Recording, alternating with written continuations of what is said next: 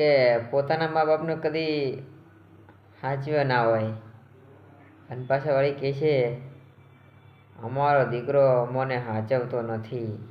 ચોથી સાચવે? તમે તમારા મા બાપની સેવા કરી? તમે મા બાપની સેવા કરી હોય તો તમારો છોકરો તમને સાચવે. એટલે તમે જેવું કર્યું એવું ભોગવવું પડે, બરાબર ને? એટલે કે જેવા કર્મ કર્યા હોય એવું જ ભોગવવું પડે ને. સારા કર્મ કર્યા હોય તો સારું ફળ મળે અને ખરાબ કર્યા હોય તો ખરાબ. બાવળીઓ વાવો તો કોટા જ આવે અને અબો આવ્યો તો જ કેરી ખાવા મળે, બરાબર ને? એટલે મિત્રો પોતાના મા બાપ હોય એમની સેવા કરવી એ આપણું ફરજ છે ને. આ તો સેવા કરવી નથી મા બાપની અને આ પોતાના દીકરાને કહે છે, પોતાની વહુ એમને કહે છે તમે આમ કરો તેમ કરો. અત્યારે દેખીતું જ છે, નાનું છોકરું હોય તો જોતું હોય છે કે મારા મમ્મી પપ્પાએ મારા દાદા દાદીને સાચવ્યા છે કે નથી સાચવ્યા. ના સાચવાય તો તમને ના સાચવે ને. એટલે મા બાપની સેવા કરવી કે અત્યારે નાના છોકરા જોતા જ હોય, જેવું જોવે એવું મોટા થઈને કરે. અને સુખ દુઃખ છે ને એ તો આપણા કર્મોથી મળે છે. એમાં કોઈ અમીરી કે ગરીબી આવતું નથી. આપણે જેવા કર્મ કર્યા હોય એવા ફળ મળે આપણને.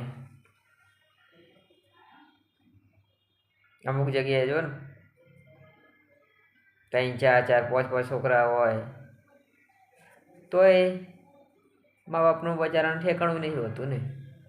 પેલો કહે છે મારા ઘેર એક દારો રહે, પેલો કે મારા ઘેર, ને પેલો કહે છે મારા ઘેર એક દારો ના રહે. એવું ના હોય ભાઈ મારા.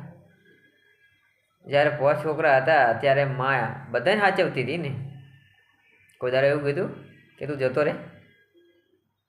જ્યારે 5 છોકરાને બહુ આવવા મળી, બધા છોકરાને બહુ લાવી આલી એટલે ભાગલા પાડી દીધા મા બાપને. બોલો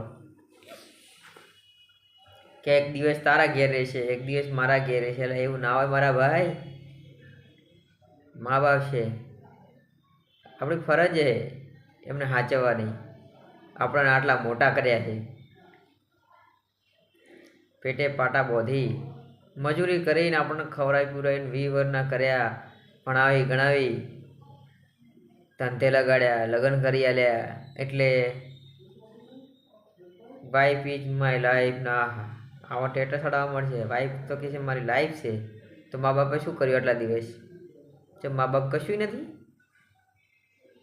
તમારી વાઈફ જ તમારી લાઈફ છે. સમજવા જેવું હોય ને. પછી મા બાપનું કશું ના હોય, વાઈફ જ દેખાય. મા બાપે આટલું બધું કર્યું એ બધું પોણીમ ગયું. વાઈફ કહે છે આમ કરો તો એમ કરે, અને મા બાપ કહે છે તો કશું. એટલે ભાઈઓ મા બાપનું કીધું માનજો તો સુખી થશો. જીવનમાં કોઈ દિવસ પાછા નહીં પડો. મા બાપનું માનીને તમે ડગલું ભરશો ને તો જીવનમાં કોઈ દિવસ તમારે ચોય નમવાનો વારો નહીં આવે મારા ભાઈ. અને મા બાપે જે કીધું હોય છે એ રસ્તે ચાલશો ને કોઈ દિવસ ખોટા નહીં પડો. મા બાપે તમારે જોઈને લગ્ન કર્યા હોય તો પરફેક્ટ જ હોય, અને જો તમે જ જો આપણે જોવા ગયા હોય તો હથાહલડ આવે. 2 વાયર એટલે કેમ કે હરખા મળી જાય તો સારું, ના મળે તો ભડાકે ભડાકા થાય, એવું થાય. એ મા બાપ જે જોતા હોય છે એ આપણા માટે બધું સારું જ કરતા હોય છે. સારો જમાનો હતો ને કે મા બાપ જોતા એમ થાય કે મા બાપ જોઈને આવે છોકરો કે છોકરી જે બરાબર છે, બરાબર જ હોય, પરફેક્ટ. મા બાપને ખબર હે તો ભાઈ ના તો હું જોવા જઉં છોડી ગઈ છોકરો, હું જોવા જોઈએ, એવું ના હોય. જે મા બાપ કરતા એ બરાબર જ હોય. અને અત્યારે એવો જમાનો પણ થઈ ગયો છે ને કે મા બાપનું કોઈ બિચારાને હેડતું નથી. છોડી હોય કે છોકરો હોય કહી દે મારે નહીં ચાલે. એટલે આપણે મા બાપને પણ એવું કેવું છે કે આપણો છોકરો છોકરી જેવા હોય એવું પાત્ર સામે વધવું, એટલે જેથી કરીને પાછળથી દખા ના થાય, મા બાપનું પેલું ના થાય. મા બાપ કરીને આવ્યું હોય ને પછી છોડી એમ કે મને નથી ગમતો છોકરો, તો ભાઈ મા બાપને શું કરવાનું? સમાજમાં મોઢું કઈ રીતના બતાવવાનું? અત્યારે તો લોકો પાઠ જ જોઈ રહ્યું છે. જો પેલા છોકરાને પેલાના છોકરાએ આવું કર્યું ને પેલાના ઢેકણા છોડી આવું કર્યું. એટલે બધા ભાઈઓને પણ મારે એવું કેવું છે કે મા બાપ જે કરતા હોય બરાબર રેડી જ કરતા હોય છે. એટલે મા બાપનું કેવું માનો તો જીવનમાં બહુ ખુશ થશો, સુખી રહેશો. જાતે નિર્ણય લીધા હેડવાના નહીં. આજ ને આજ કેટલા દાડા હેડે?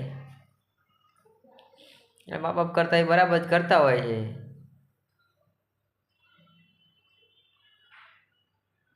બરાબર ને? જય માતાજી. વિડીયો ગમ્યો હોય તો લાઈક કરજો, શેર કરજો, કોમેન્ટ કરવાનું ભૂલતા નહીં. રાધે રાધે. જય માતાજી.